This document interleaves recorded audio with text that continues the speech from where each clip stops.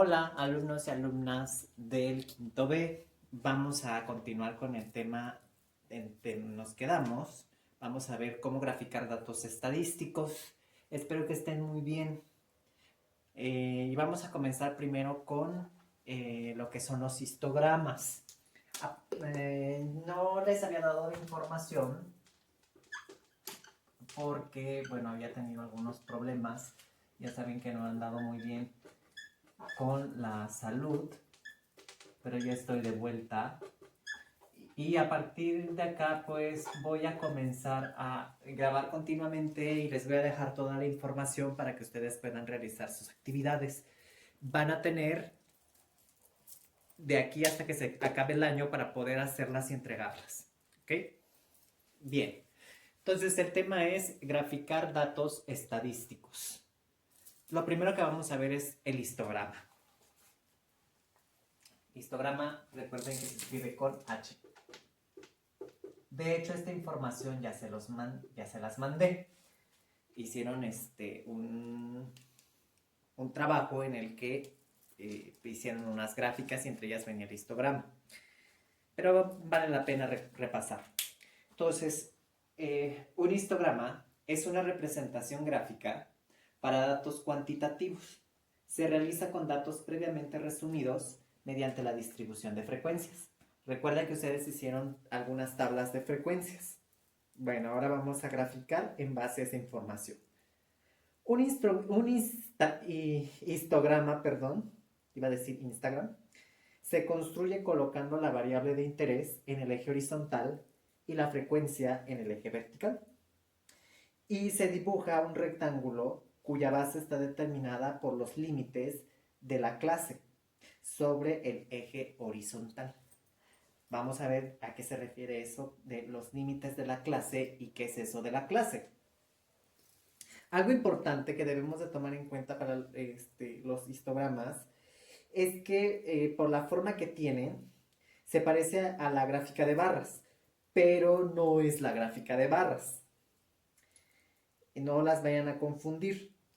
El histograma, sus gráficos, es decir, sus barras, están pegadas, mientras que en la gráfica de barras no lo están. Están separadas para todos los datos. Voy a ponerles un gráfico.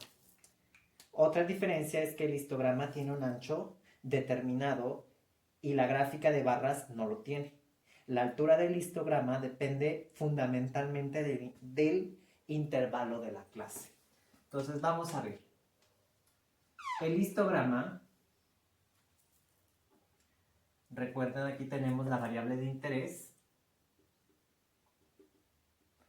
Variable de interés. Y aquí la frecuencia. Depende de qué frecuencia vamos a graficar. La frecuencia relativa. Entonces podemos tener una situación como esta.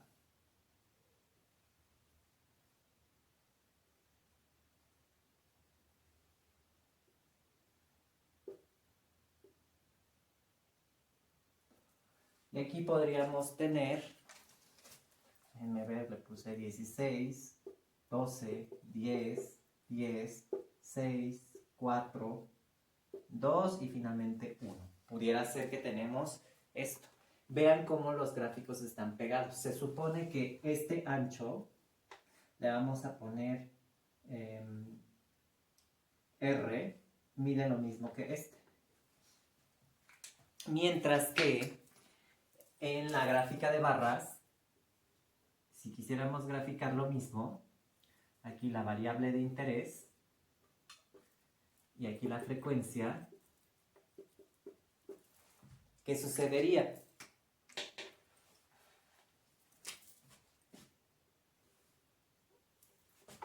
Perdón si me sale muy chueco, ¿eh? Tenemos una barra, tenemos otra barra, otra más, una más, otra y otra. Entonces aquí tendríamos 16, 12, 10, 10, 6, 4, 2 y 1. Vean, la gráfica puede ser más delgada, y vean la separación que tiene. Entonces, en el histograma van todas pegadas. ¿Ok? Ahora, ¿cómo vamos a realizar este gráfico? Pues bueno, para ello tenemos que ver las reglas generales para formas de distribuciones de frecuencias para datos agrupados en intervalos. Entonces, ¿cuáles son estas reglas? Primero que nada, cuando los datos contienen una gran cantidad de elementos, para facilitar sus cálculos es necesario agruparlos. A estos grupos se les llama intervalos o clases. ¿Recuerdan que mencioné las clases? Pues una clase es lo mismo que un intervalo. Nos vamos a ir con la definición de intervalo. Estas de hecho ya las conocen de la materia de cálculo o de matemáticas 4. Un intervalo es una serie de números incluidos entre dos extremos. Así, por ejemplo, el intervalo 40-45 está formado por 40, 41, 42, 43, 44 y 45. Esto si pensamos que el intervalo pues tiene solamente números enteros. Entonces, intervalo lo vamos a abreviar con I mayúscula. Podemos tener diferentes formas de escribir un intervalo. Ustedes los han visto de esta manera.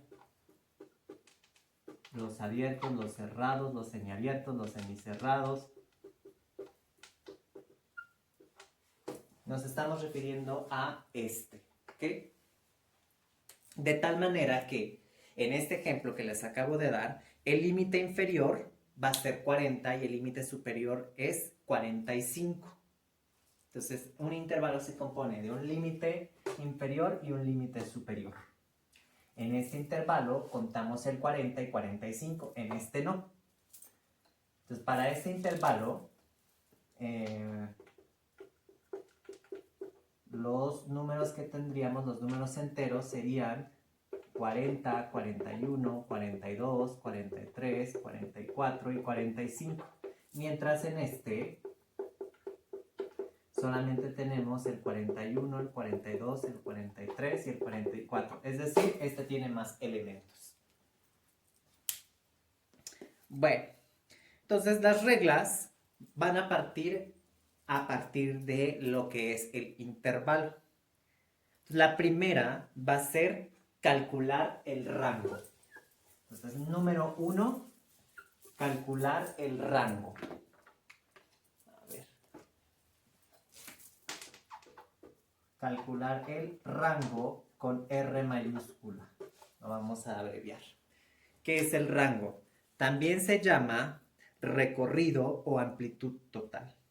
Es la diferencia entre el valor mayor y el valor menor de todos nuestros datos. Entonces, como ya ordenamos previamente, o podemos ordenar en nuestra tabla de frecuencias, vamos a tener un dato que es más grande y otro que es más pequeño de todo el listado. A ese dato pequeño le llamamos Xmin y al valor más grande le llamamos Xmax. De tal manera que el rango va a ser igual a Xmax menos Xmin.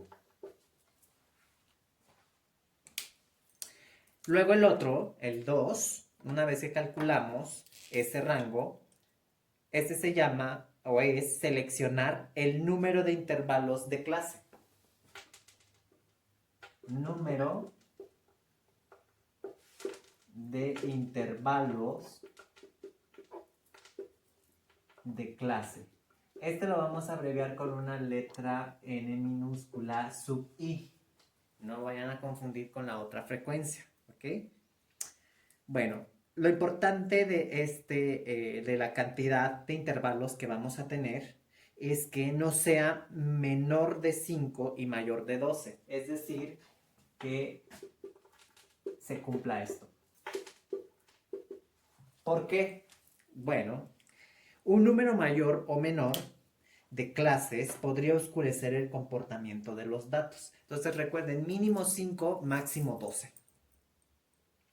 Para que nosotros calculemos el número de intervalos, se va a aplicar algo que se conoce no sé si la pronunciación sea correcta, pero se conoce como la regla de Sturges. Regla de Sturges. La verdad no tengo idea de la pronunciación, así que por ahí discúlpenme. No sé si sea Sturges, Sturge, Storges, o sea, dependen, la verdad no recuerdo el origen de este apellido, entonces no, y nunca lo he escuchado a alguien pronunciarlo. Pero bueno, se calcula de la siguiente manera.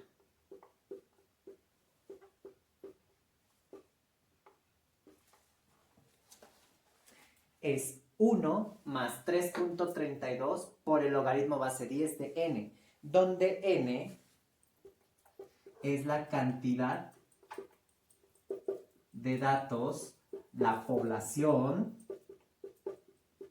o incluso le podemos decir que es la muestra, porque podemos trabajar sobre una muestra.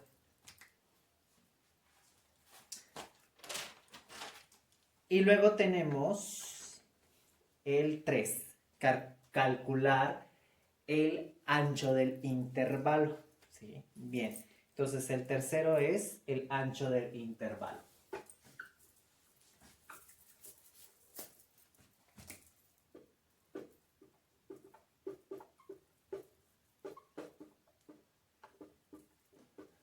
Con una I minúscula, ancho del intervalo. ¿Cómo se obtiene? Pues se obtiene dividiendo el rango por el número de intervalos. Entonces, I minúscula va a ser igual a R mayúscula entre NI.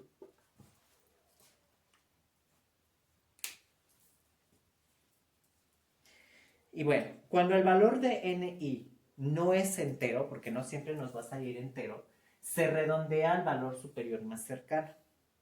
Esto altera el valor del rango, por lo que es necesario efectuar un ajuste. Así vamos a tener un nuevo rango.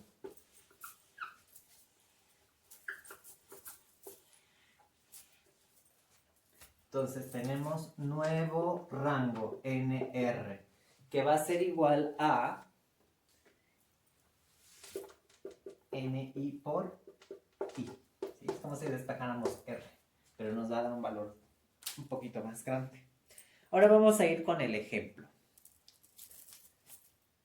ya que tenemos estas reglas. Bien, el ejemplo dice de la siguiente manera. Si una distribución de 40 datos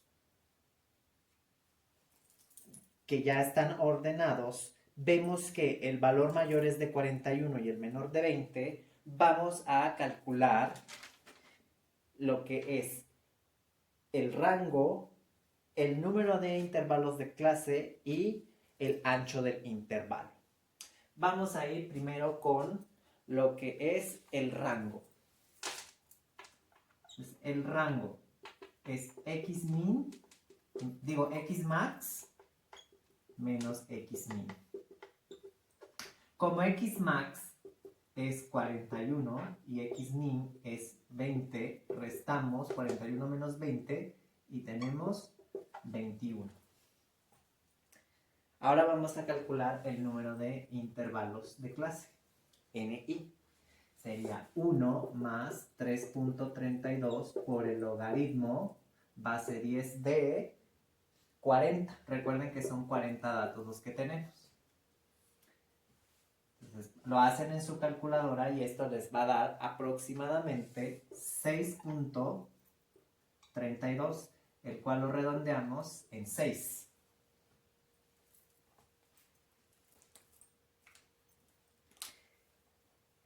Y luego vamos a calcular el ancho del intervalo. Entonces, I es igual a R entre NI. Entonces, I va a ser igual a 21 entre 6. Entonces, I va a tomar un valor. Ese valor es de 3.5. Lo cual lo vamos a redondear a 4. El nuevo rango el nuevo rango va a ser igual a es ni por i, es decir, 6 por 4. Y este es igual a 24. Anteriormente era de 21, ahora es de 24. Es decir, hay una diferencia de 3 unidades. Porque lo que está ocurriendo aquí es que NR, originalmente R, pues era de 21. Y NR, pues es igual a 24. Es decir, 21 más 3. ¿Qué vamos a hacer con ese excedente? Pues se va a distribuir entre nuestro nuevo Xmax y nuestro nuevo Xmin. ¿Cómo es ese proceso? Bien. Ese proceso se realiza por lo general que le vamos a agregar al mayor y le vamos a quitar al menor. Es decir, a Xmax le vamos a sumar un número y a Xmin le vamos a restar un número. Por lo general es lo que se hace. Si nosotros observamos, hay dos maneras en las que podemos obtener el 3 con una suma de dos números. 3 es igual a 2 más 1 o 3 es igual a 1 más 2. Entonces, recordamos que Xmax es igual a, originalmente, y Xmin. Xmax originalmente era de 41 y Xmin de 20. Entonces, ocupando esta parte, tendríamos que sumar 2 unidades más 2 unidades. Y aquí restamos 1. Por lo que nuestro nuevo Xmax va a ser de 43 y nuestro Xmin es de 19. Quiere decir que nuestro nuevo intervalo va a ser este.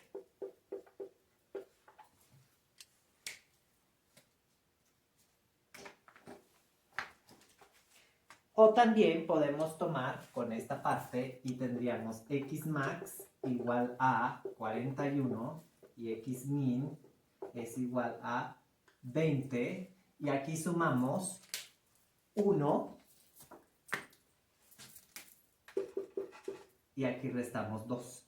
Entonces tendríamos 42 y 18, siendo el nuevo intervalo como 18,42. Y bueno, más adelantito vamos a ver qué vamos a hacer y cómo vamos a empezar a graficar nuestro histograma. Voy a colgar otro ejemplo donde ustedes vean otra vez estas cuentas, porque entiendo que es como que la primera vez que lo están viendo, no es difícil. Entonces a lo mejor con otro ejemplo, con dos ejemplos, ustedes ya comprenderán bien cómo se hace esta parte. Por el momento, pues cuídense mucho y pórtense bastante bien. Nos vemos en el siguiente video. ¡Chao!